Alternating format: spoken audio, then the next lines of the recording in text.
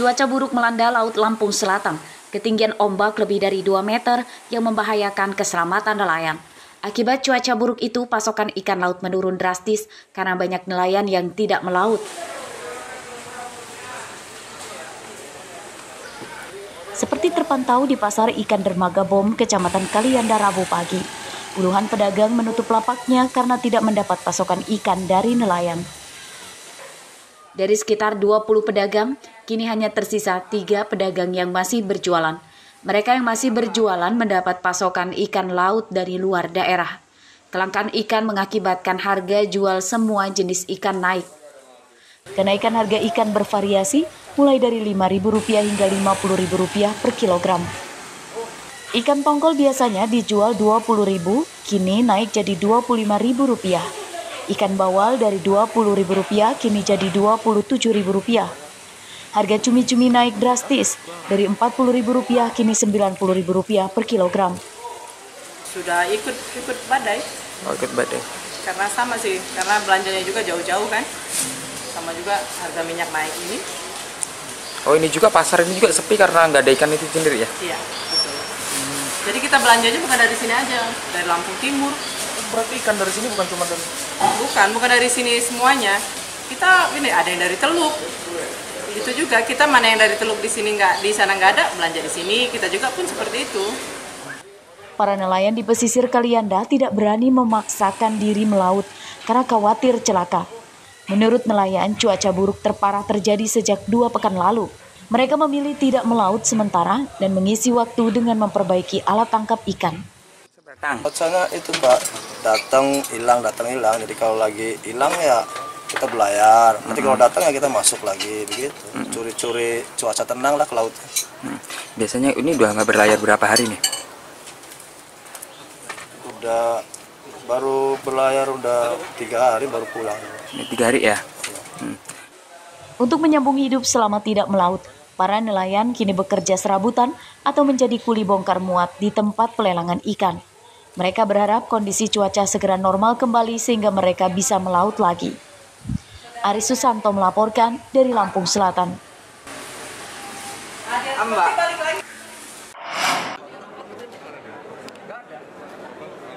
Kelangkaan minyak kita di Lampung belum teratasi dan ini disadari oleh Menteri Perdagangan Zulkifli Hasan. Ini dikatakannya pada Rabu siang saat ia berada di Lampung.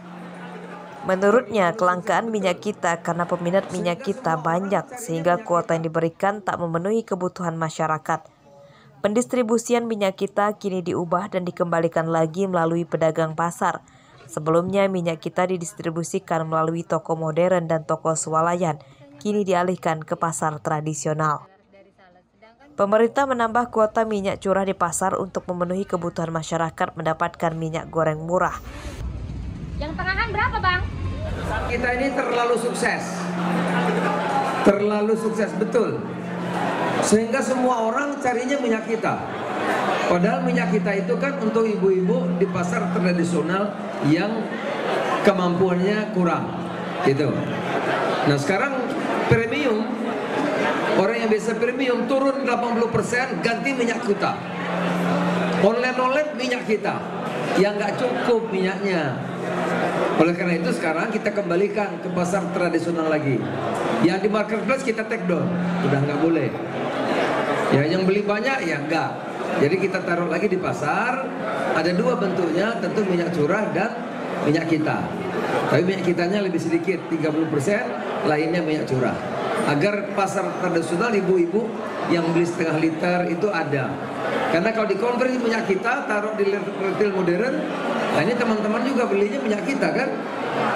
Bagusnya sama, packagingnya sama, yang satu 20.000, satu 14.000 ya beli ini semua orang. Itu kira-kira ya. Pernyataan Menteri Perdagangan Zulkifli Hasan tentang kelangkaan minyak kita akibat peminatnya banyak itu bertolak belakang dengan kondisi di pasar. Menurut para pedagang, kelangkaan minyak kita terjadi berlarut-larut. Bahkan ada pedagang yang tak menjualnya lagi karena tidak mendapat pasokan dari agen. Sekarang naik 15, tapi barangnya nggak ada. Dari kapan tuh? Udah ada 3 minggu, 2 minggu. Berarti dari bulan Januari kemarin ya? Ya. Itu kalau tahu kita karena apa Bu naiknya itu? Naiknya karena apa ya, nggak ada barang. Tapi enggak, walaupun ada barang ya harganya segitu naik. Biasa ngecernya? Kemarin sewaktu masih ada ya bisa jual 16. Sekarang ya nggak ada barang ya beda harga. Kok bisa jual 16 Bu? Memang itu kan di situ ada harga headnya 14.000. Iya. Itu gimana? Di apanya 14, tapi kan kita beli per dusnya modalnya udah ngelebihin dari 14. Berarti modalnya lebih dari harga head itu ya? Sebagian pedagang di Bandar Lampung masih memiliki stok minyak kita, namun jumlahnya terbatas. Harga minyak kita dari agen Rp15.000 per liter dan dijual pedagang Rp16.000 per liter. Harga minyak kita di tingkat pedagang pasar itu lebih mahal Rp2.000 dibanding harga yang ditetapkan pemerintah sebesar Rp14.000 per liter. Para pedagang tak bisa menjual minyak kita sesuai HET karena modalnya dari agen sudah di atas yang ditetapkan pemerintah. Hari Susanto melaporkan dari Bandar Lampung.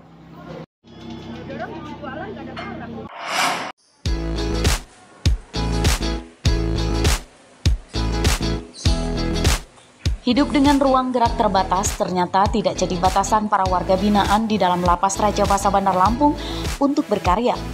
Ya, mereka tetap semangat membuat karya kerajinan tangan meski sedang menjalani masa tahanan.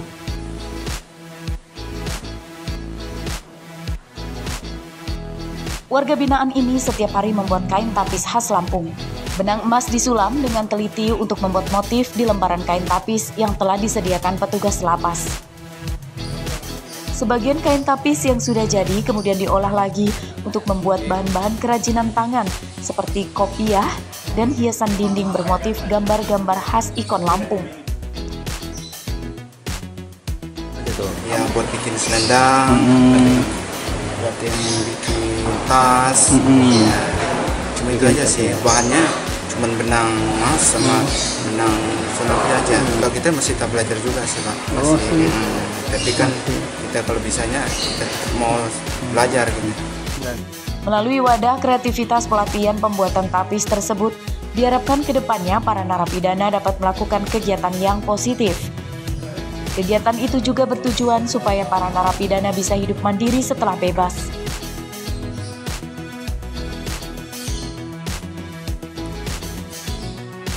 Beberapa yang telah dihasilkan oleh warga binaan pemasyarakatan, khususnya di bidang kegiatan kerja, seperti ayat kursi dan kaligrafi.